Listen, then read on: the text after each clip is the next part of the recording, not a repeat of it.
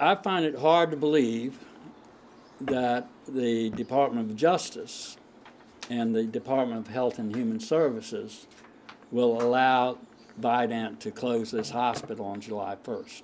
That's number one. People will be dead because of that. And I don't think either of these two federal departments will allow that to happen. That's number one. Number two, there's nothing stopping Vidant to call us right now and tell us that they want to keep it. They've already let the medical care wither on the vine in the last 2 or 3 months. There's hardly anybody in there. But there's no reason at all why they don't keep the emergency room open for the next week or two while we work out this LLC glitch. Our main problem is making sure that this Pantego Creek LLC turns the hospital over to us. Right now they have some legal claim to it because they were set up as a straw man by the Vidant. Vidant had his own reasons for doing that. If the hospital does close, what is the next steps? What can the citizens of Belhaven do to get another hospital or get something? If the Justice Department does not come down here before July 1st, then we should all take a bus and go up to the Justice Department. We actually don't have an answer by then? Well, I've not talked to anybody with real authority yet, so I can't answer that question. I've certainly talked to low-level people who believe that as soon as it gets to the people with authority, they will do something. We got a practical problem. July 4th is sometime next week, and if you've been in Washington, half the damn Washington closes down that week. But what we need to do is to get the federal government in here to use its considerable weight. All HHS has to do is to call Vidant and say, we've just got this new complaint. It looks like there's fairly good allegations in here that you've not been acting in good faith. What's the deal on this Pantego Creek? And so we have decided we're going to slow up the funds that we send you every month, this check that we send out from Washington every month to you. That's what Title VI is for. And they just turn the faucet down a little bit, and they may have to turn it down a lot to get Vidant's attention. If it does get closed, though, what is the plans for Belhaven, Mayor? If the hospital does close, with the mediation agreement, if that were to happen, they're supposed to keep all the license and the numbers and all current for us so we can pick up, a month, 2 months down the road, we'll still be able to pick it up and go with it. But it's going to be more difficult if they close the hospital because there's going to be more expense. And also in the mediation agreement, they've agreed to things that help us take the hospital back, and now they're wanting to back out of those. So somebody's got to come in and say, you sign a mediation agreement, you need to live up to it. And somebody needs to put some pressure on them to do the right thing. Because this mediation agreement, the original agreement they signed with the community, they've never lived up to an agreement. I know Kinston's out there looking at them. The agreements don't mean anything to these people. Come to Belhaven. You guys have one ambulance out there. Are you guys going to bring more ambulances out there? I mean, you have one for... That's another thing. It's a big issue. County Commissioner Richardson could tell you about that. What they're doing is basically they're taking our health care away and then wanting the county to transport their patients for them. That's basically what's going on. Basically. Vidant might respond saying that they have the 24/7 medical center now open. They would help staff that. Fantastic. That's another farce. A 24/7 doctor's office is what it is. Mm-hmm. If you have an emergency situation, they can't do anything for you. If your mama has a stroke, and if she got every minute counts with a stroke, you've seen that on all the billboards. Well, if her brain's bleeding, had you rather get attention 30 minutes ahead of time where she will if they close the hospital? So people die, people have more disability from strokes, and you have a gunshot wound to the abdomen, you're done. You're done. They're not going to be able to go in there and take care of you anymore. Not going to be able to do surgery. What they are doing is they even went as far as to call it emergent with a T care, trying to fool people. They work in bad faith and they lie to folks and they don't keep up with their agreements. That's who they are. And that's why we need the Justice Department to come in here. Do you think the announcement by LLC was coincidence, or do you think they planned when they did it and how they did it? The LLC never talked to our transition team, never reached out to us in any way and made that decision.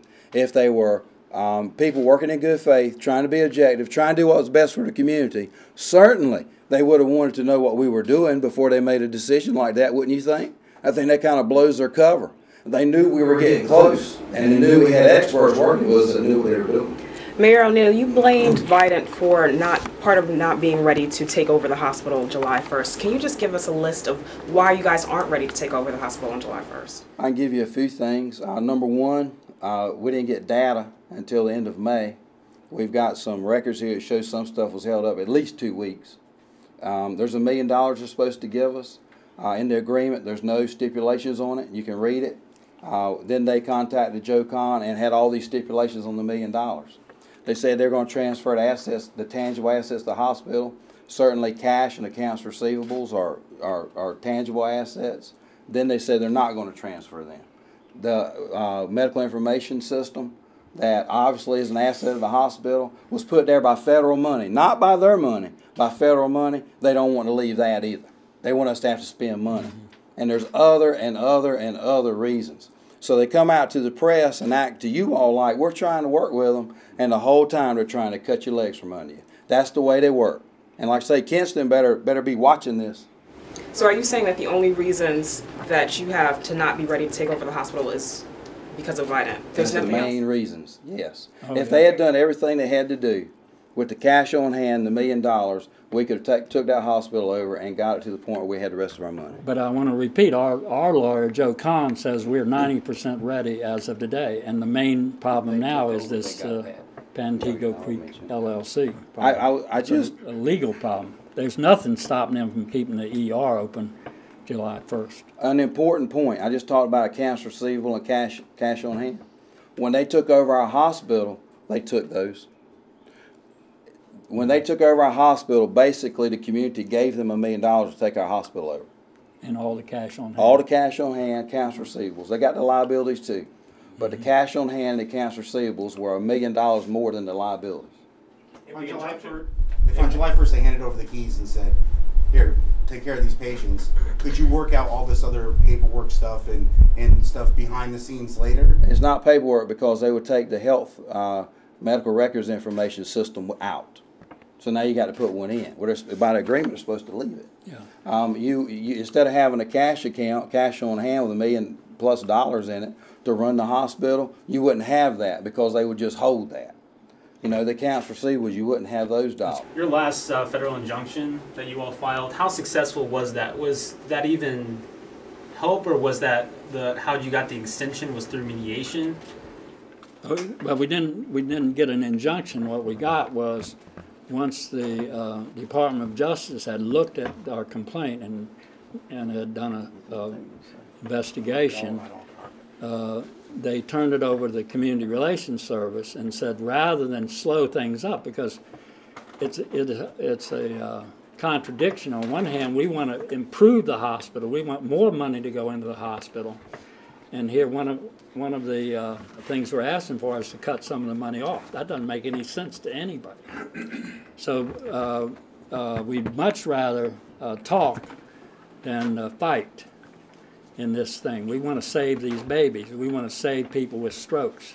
That's what the NAACP wants to do. That's what the mayor of Belhaven and the doctors want to do. They believe that. So the first time there was no heaviness on the part of the federal government, even though they can be heavy as hell if they want to be. So they just said, let's see if we can talk. And for some reason, Vidant said, okay, we'll sit down and talk. And the agreement we're talking about is the result of those talks, which was not a bad agreement. I urge you to read it carefully and to see what they agreed to do and what we agreed to do. We've done everything we said we were going to do, and they've done very little of what they said they were going to do. And they only do it when the DOJ sends their mediator up to check up on them. And it smells like they were waiting until the last minute, and then they pulled the plug on us with this LLC tactic. You sat at the same table with Vidant CEO Herman. a couple months ago, and you've spoken really strongly against him today, against Vidant. And how do you feel shaking hands with the guy that you are now speaking so strongly against? Well, I mean, you have to deal with people, and I will continue to try and deal with the man. But I want the man to start telling the truth, and I want the man to start doing what he says he's going to do. Yeah. And like I say, I think Lenoir County right now is looking at what they're going to do. They need to be paying attention to this.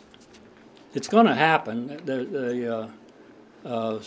Stars are lined up to make it happen, but right now we have some uninformed people and some people for their own pecuniary reasons, I believe, are trying to keep it from happening because it's going to mess up some of their agendas.